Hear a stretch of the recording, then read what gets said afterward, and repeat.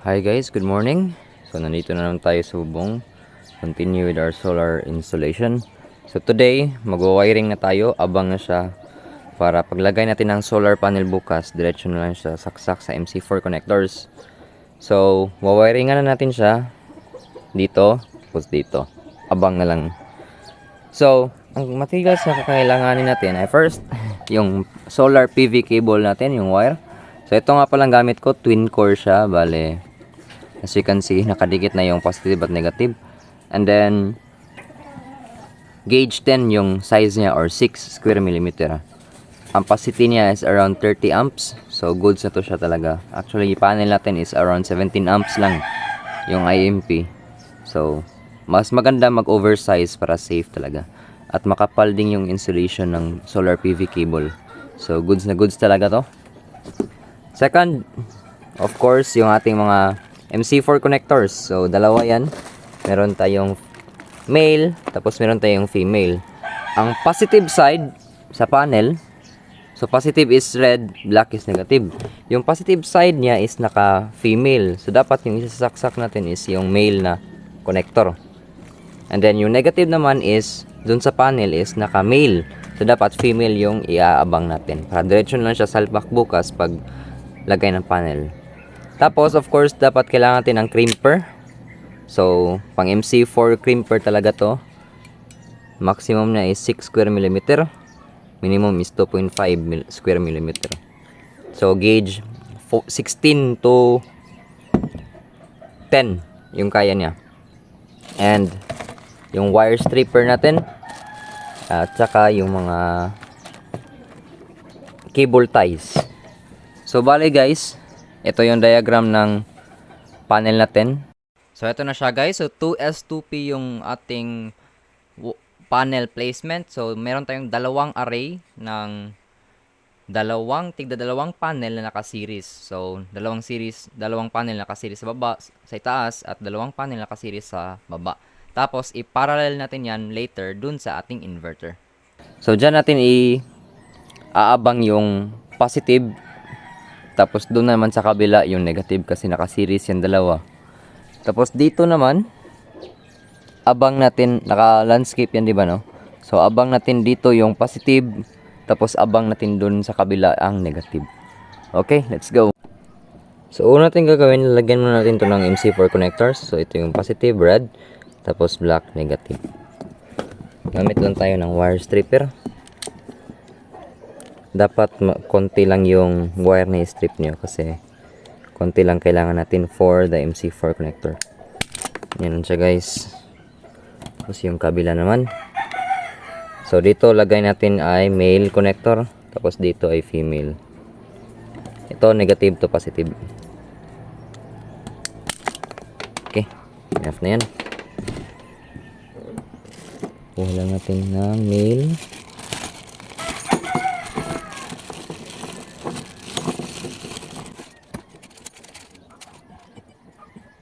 Yan guys. Wait lang guys.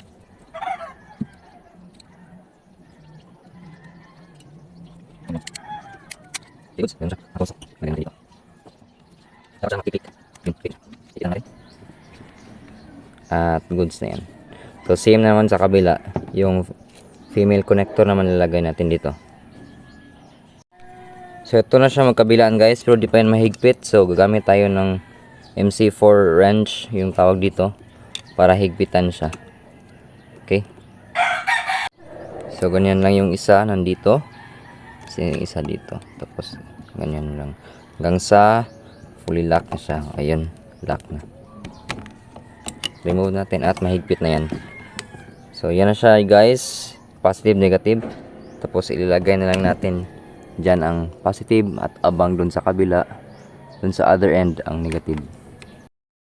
At ayun na nga guys. At hinila lang natin ang wire at nilagay lang natin sa lagayan. Pagkatapos niyan ay lalagyan lang natin ng cable ties para ma-fix in place siya at hindi na magalaw pagkatapos.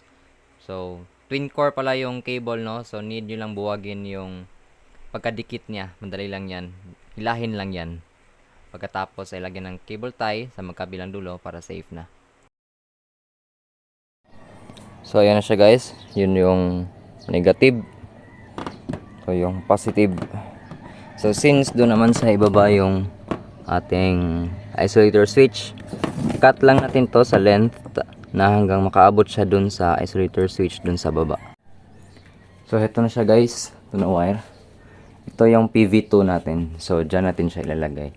Dito PV2. Tapos yung nasa pula na bubong, siya yung PV1. So yan siya. At same lang process gagawin natin doon. Dito yung positive, yun yung negative.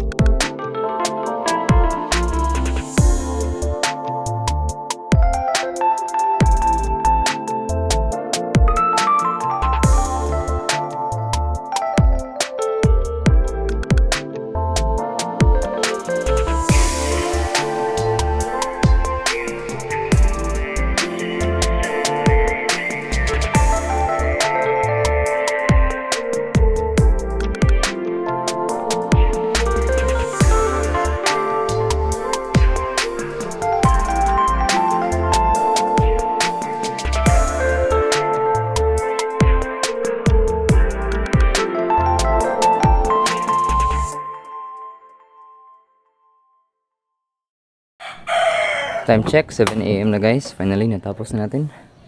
So, as you can see, kaabang na yung MC4 para sa positive. Positive dun. Tapos, dito rin, yung positive, yung negative. Then, itong nasa taas, ito yung series line connection between sa dalawang panel.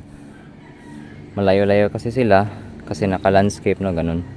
Ang wire ganun. So kailangan ng line connection. Pero ito dito, magkatabi lang ang dalawang panel, naka-portrait.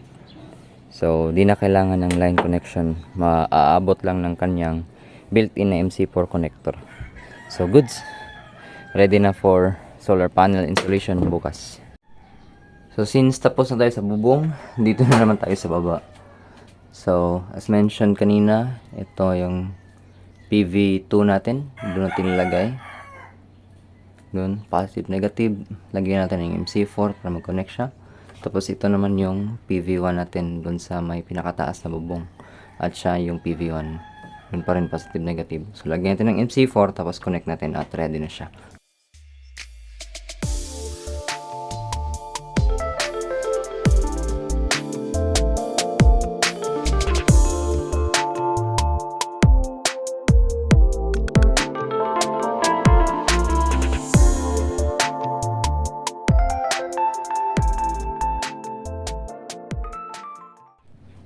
So, goods na guys. Connected na siya. Madungis rin siya tignan pero i-arrange ko lang yan soon after ma-finalize na yung setup. Wherein wala na yung kable na i-move pa. So, goods na yan siya. So, watch out for my next video.